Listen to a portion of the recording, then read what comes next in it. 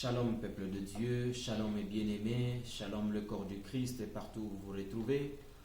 C'est votre bien-aimé frère Siméon Bayo. Je viens aujourd'hui continuer notre prédication qui est prévue pendant ce mois de février. Le thème principal qu'on est en train de parcourir, ce n'est que le choix d'un seul maître parmi les deux, entre parenthèses le Seigneur Jésus-Christ et le diable et Satan. Que le Seigneur vous bénisse. En tout cas, prêtez l'attention à cette prédication. Nous voulons que cette prédication puisse sauver les âmes, puisse aider les gens, puisse faire quelque chose dans nos vies. Parce que le thème principal, comme je l'ai toujours dit, de notre vie, c'est le Seigneur Jésus-Christ. Il n'y a pas un Dieu comme lui. Il n'y a pas un roi comme lui, parce que c'est pourquoi on l'appelle le roi des rois. Il n'y a pas un Seigneur comme lui, il est le Seigneur des Seigneurs. Que le Seigneur vous bénisse. Aujourd'hui, nous continuons avec notre sujet, mais dans le sous-thème qui sera intitulé « Les âmes qui sont en prison ». Les âmes qui sont en prison. Comme dans les sous-thèmes précédents, nous avions essayé de parler premièrement de l'origine de Satan, deuxièmement de la mission de Satan sur la terre, troisièmement l'arme que Satan utilise pour envoyer les enfants de Dieu dans la perdition. Troisièmement, nous avions parlé de la domination de Satan sur les enfants de Dieu. Ici, dans la domination des enfants de Dieu, de la domination du diable sur les enfants de Dieu, nous avions y à parler, et notamment sur les démons déchus, comment le diable, le jour où il a été jeté sur la terre, il n'était pas seul, et il a été jeté avec les anges déchus. Maintenant, c'est pourquoi parfois le diable, quand il veut faire perdre quelqu'un, il envoie toujours les démons, parce qu'il y a plusieurs démons que le diable utilise. Par exemple, les démons de l'alcoolisme, c'est un démon aussi. Par exemple, les démons de la prostitution, c'est un démon aussi. Par exemple, les démons du vol, c'est un démon aussi. Mais parce que l'objectif de Satan, ce n'est que détruire. Selon le livre de Jean chapitre 10, verset 10, comme la Bible nous allons un peu lire. Jean chapitre 10, verset 10, la parole nous dit ceci. Jean chapitre 10, verset 10, la parole nous dit ceci. La parole nous dit: le voleur ne vient que pour dérober, égorger et détruire. Moi je suis venu afin que le brebis ait la vie et qu'elle soit dans l'abondance. C'est ça l'objectif du diable. Le diable est venu uniquement pour détruire, dérober, dépouiller, tuer. C'est ça l'objectif du diable. Le diable n'était pas venu pour construire, mais le diable est venu que pour détruire. C'est pourquoi le diable, il a aussi ces gens qu'il utilise, ces anges qu'il utilise. Il ne fait pas ce travail seul. Il a ces anges qu'il utilise pour tuer, pour détruire, pour égorger. C'est ça la mission principale de Satan. Mais aujourd'hui, nous allons parcourir notre thème qui est les âmes qui sont en prison. Après que le diable a pris ses démons et les a envoyés dans les enfants de Dieu, qu'est-ce qu'il fait maintenant? Il prend ses enfants de Dieu, il les met dans sa prison. Il y a plusieurs prisons. Il y a plusieurs prisons. Parce que la prison en soi, c'est un lieu où on envoie les captifs. C'est un lieu où on envoie les gens qui désobéissent à une loi. Par exemple, dans mon pays, RDC, si la loi de la République démocratique nous dit « ne détournez pas la caisse de l'État », que toi tu détournes, et c'est ce qui est fréquent, c'est ce qui se passe aujourd'hui, vous voyez le président de la République en train de faire arrêter les gens dans la prison. Pourquoi? Parce qu'ils ont désobéi, parce qu'ils ont foulé aux pieds la Constitution, ils ont foulé aux pieds la loi. C'est de la même manière que Dieu a une loi. Et notre loi, c'est la parole de Dieu. Tout le monde doit marcher selon cette loi. Tout le monde doit se tenir selon cette loi. Tout le monde doit marcher selon la loi de Dieu. Mais qu'est-ce que le diable fait? Le diable, la première des choses qu'il vient, il met la loi de Dieu pervertie. Quand la loi de Dieu nous dit, payez les dîmes et les offrandes, mais le diable vient, il te souffle aux oreilles, il te dit ne payez pas la dîme. C'est le pasteur qui va manger cela. Or, c'est le contraire à la parole de Dieu.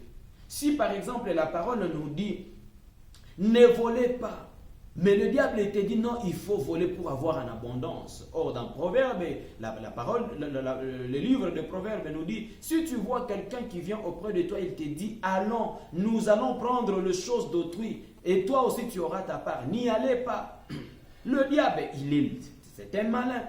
Qu'est-ce qu'il fait maintenant? Quel est l'objectif? Parce que nous le savons très bien que Dieu, quand il a envoyé l'homme sur la terre, Dieu n'a pas envoyé l'homme sur la terre pour souffrir. Non, non. Dieu n'a pas envoyé l'homme sur la terre pour souffrir. Dieu a envoyé l'homme sur la terre pour vivre l'abondance, pour vivre dans la joie, pour vivre dans la paix, pour vivre dans le bonheur, pour vivre dans la gloire, pour vivre dans la lumière et non pas dans les ténèbres. Maintenant, Satan, il vient, comme c'est un malin, parce que la parole l'identifie comme un malin. Il est malin parce qu'il vient te souffle à l'oreille. Il dit, si tu fais ça, c'est contre la parole. Lui, il a aussi sa parole. Mais pourquoi aujourd'hui, il y a plusieurs âmes qui sont emprisonnées? C'est pourquoi nous savons très bien que la prison n'est pas une bonne chose. Pourquoi? Parce que quand tu es emprisonné, quelqu'un qui est emprisonné, il est privé de la liberté.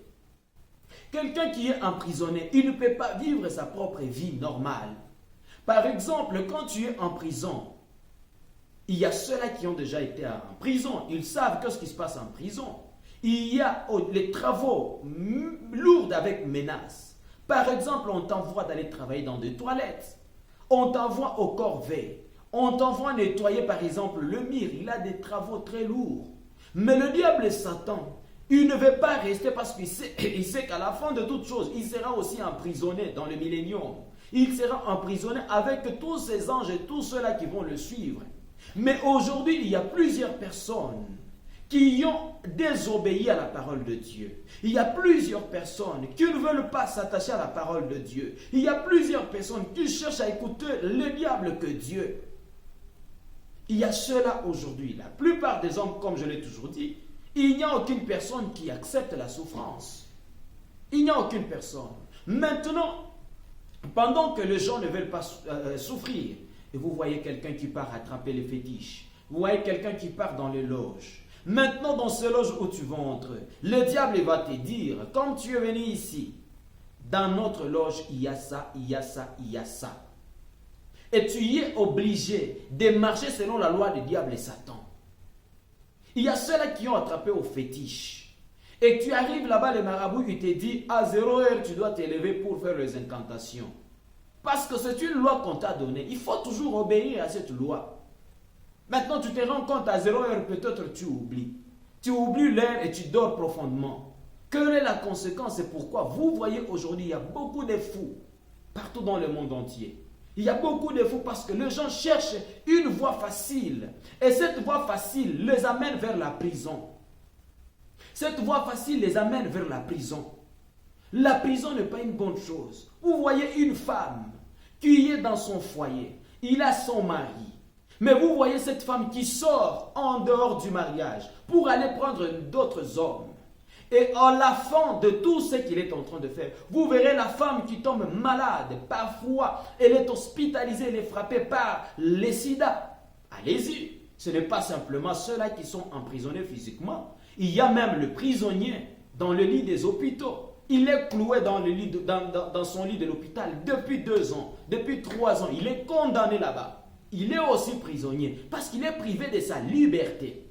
Il y a les autres aussi qui sont devenus les prisonniers de l'alcool. Lui, quand il ne prend pas l'alcool, il ne se sent pas à l'aise. Qu'est-ce qu'il fait maintenant? Il commence à prendre l'alcool. Et jusqu'à tel point que vous verrez cette personne-là commencer même à se déshabiller en cours de route, irresponsable. Vous voyez? Là, les âmes qui sont emprisonnées, il y a plusieurs âmes qui sont emprisonnées. Il y a même le pasteur, je l'ai toujours dit, on ne fait pas l'exception à la parole de Dieu. Il y a le pasteur aujourd'hui qui sont emprisonnés. Ces pasteurs-là qui ont allé prendre le fétiche, ils arrivent maintenant dans les églises. On leur donne des conditions.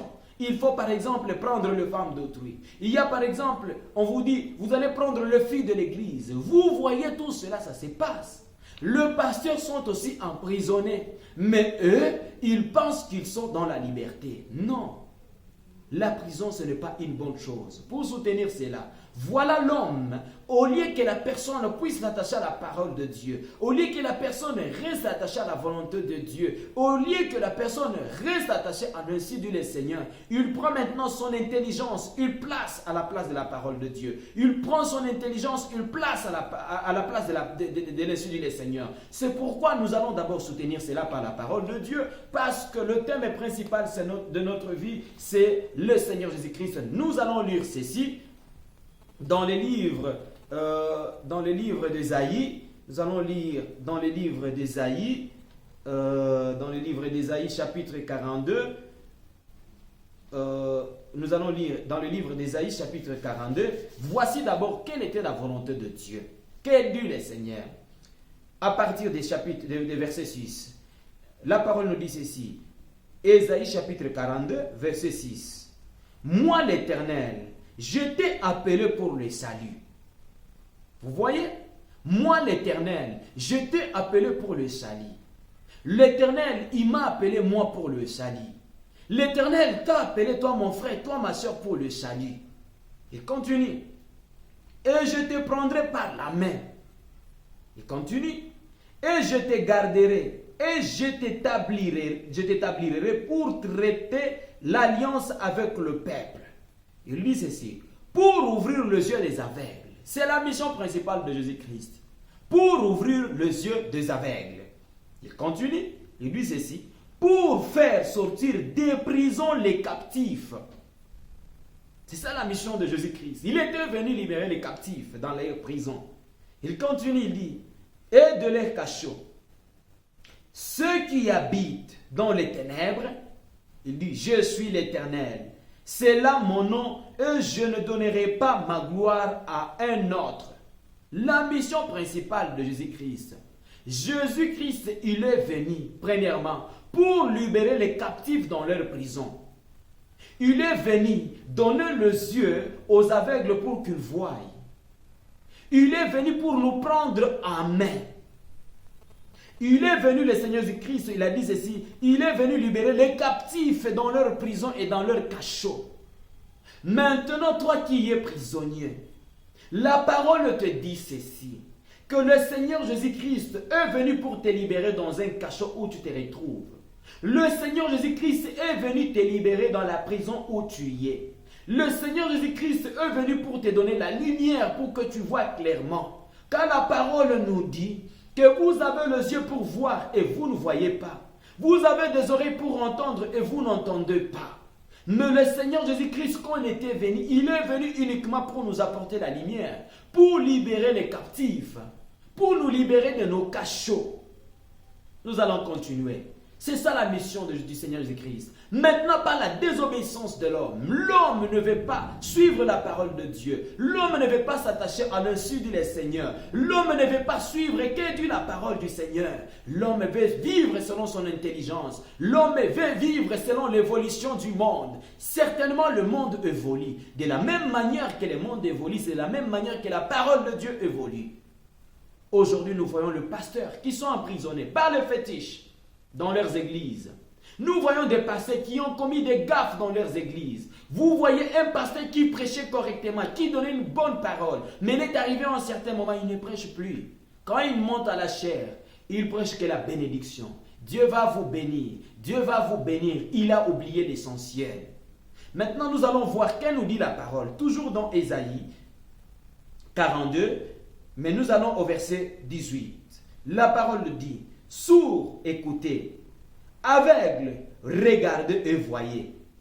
Qui est aveugle, sinon mon serviteur? Moi, je suis aveugle. Toi, tu es aveugle. Maintenant, la parole nous dit que nous puissions voir. Il lit encore. Et sourd, comme mon messager que j'envoie. Un sourd, les sourds sont là. Les gens qui n'entendent pas. Il dit, tu es aveugle comme l'ami de Dieu. Aveugle comme le serviteur de l'Éternel. Tu y as vu beaucoup de choses, mais tu n'y as point pris garde. Tu y as vu beaucoup de choses, mais tu n'as point pris garde à tout ce que tu as vu. dans ce monde ici, tu y as vu les gens qui vont attraper les fétiches et devenir fous.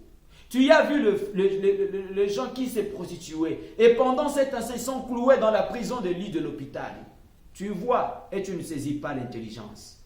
Aujourd'hui, tu y as vu des voleurs qui volaient, on prend un pneu, on prend un pneu, on les brille. Tu y as vu tout cela, mais tu continues à voler. Pourquoi le diable va vous emprisonner jusqu'à quand? Maintenant que cette parole puisse te révolter, pendant que le Seigneur Jésus-Christ est venu libérer les captifs, pendant que le Seigneur Jésus-Christ est venu libérer les captifs dans leur cachot, pendant que le Seigneur Jésus-Christ est venu apporter la lumière, c'est le temps d'être vigilant et de suivre la parole de Dieu. Nous continuons. Tu y as vu beaucoup de choses, mais tu n'y as point pris garde. On a ouvert les oreilles, mais on n'a point entendu. Il y a des prédicateurs qui ont prêché. Il y a des prédicateurs qui vous ont donné la conduite à suivre, mais vos yeux sont toujours fermés. Nous continuons avec la parole de Dieu. Et lui ceci, l'Éternel a voulu pour le bonheur d'Israël publier une loi grande et magnifique. Et c'est un peuple pillé. Vous voyez, parce qu'on n'a pas des oreilles pour entendre. Nous sommes devenus un peuple pillé. Nous sommes devenus le peuple mis dans des cachots. Il continue, dépouillé. Il continue, plongé dans des cachots. Nous sommes devenus le peuple plongé dans des cachots. Pourquoi? Parce que nous ne voulons pas attendre. Nous ne voulons pas écouter. Nous ne voulons pas voir. On nous a présenté beaucoup de choses, mais on ne veut pas voir. Pourquoi? Le diable est rusé. Maintenant, là où tu es, mon frère, ma soeur, c'est le temps de prendre la conscience. C'est le temps de faire un demi-tour, de regarder où est-ce que tu es, de regarder où est-ce que tu te poses, de voir quelle est la volonté de Dieu, afin que tu restes attaché à lui. Si tu y es encore emprisonné, par exemple par la prostitution, si tu y es encore emprisonné par la maladie, si tu y es emprisonné par les fétiches, si tu es emprisonné par les conditions des magiciens, maintenant, il faut savoir qu'il y a un Dieu, le Seigneur Jésus-Christ, qui est venu libérer les captifs. Nous avons un Dieu capable de te libérer. Si tu es possédé par l'adultère, si tu es possédé par la cupidité, si tu es possédé par les envies de la chair, mais il y a un Seigneur Jésus-Christ qui est venu pour toi, qui est venu pour moi, qui est mort à la croix, pour toi et pour moi. Il est venu libérer les captifs. Souvenez-vous du temps de Noé, pendant que le Seigneur Jésus-Christ, il était cloué au bois du calvaire. Il est allé, pendant qu'il criait Eli, Eli, lama sabachthani, il était allé libérer premièrement les captifs qui étaient enfermés du temps de Noé, les captifs qui étaient enfermés du temps d'Abraham. Il les a libérés, il est monté avec eux au ciel. Aujourd'hui, le même Seigneur Jésus-Christ qui avait libéré les captifs du temps de Noé. Souvenez-vous, le même Dieu qui avait libéré Shadrach et Meshach et Abednego pendant qu'on les avait jetés dans la fournaise ardente de feu. Il est là encore pour te libérer dans cette prison où tu es. Le même Dieu qui est allé libérer l'apôtre Pierre pendant qu'on l'avait enfermé dans la prison. Il est descendu sous la forme d'un ange. Il est le même Dieu qui peut te délivrer encore dans cette prison. Le même Dieu qui est allé libérer Daniel dans la fosse au lion. Il est le même Dieu qui est capable de te délivrer. Le même Dieu qui est allé libérer Joseph pendant qu'il a été enfermé dans la prison. Il est le même Dieu qui est capable de te libérer. Ce que tu dois faire est de regarder que Dieu le Seigneur et que Dieu la parole de Dieu. Bien-aimés dans le Seigneur Jésus-Christ, nous continuons pour la suite. Ne manquez pas à vous abonner. Pour la suite, ne manquez pas à vous abonner. Activez la cloche et veuillez partager cette prédication pourvu que tu puisses sauver quelques âmes des hommes perdus. Le monde a déjà touché à sa fin. Les gens sont emprisonnés aujourd'hui. Il y a les occultistes, il y a les magiciens, il y a les sorciers, il y a les assoiffés d'argent, il y a les prostituées qui sont emprisonnés. Mais pourquoi tu demeures toujours dans cette prison? Libère-toi parce qu'il y a Jésus-Christ qui est venu libérer les captifs dans les prisons. C'est le temps qu'il faut s'élever et s'attacher à Jésus-Christ. Du reste, nous continuons avec cette prédication. Pour ne pas rater, abonnez-vous sur Elohim TV, activez la cloche et partagez cette prédication. Du reste, que le Seigneur vous bénisse. Au rendez-vous, restez toujours connectés, restez toujours abonnés à notre chaîne pour ne pas manquer d'autres prédications. Du reste, que le Seigneur vous bénisse richement.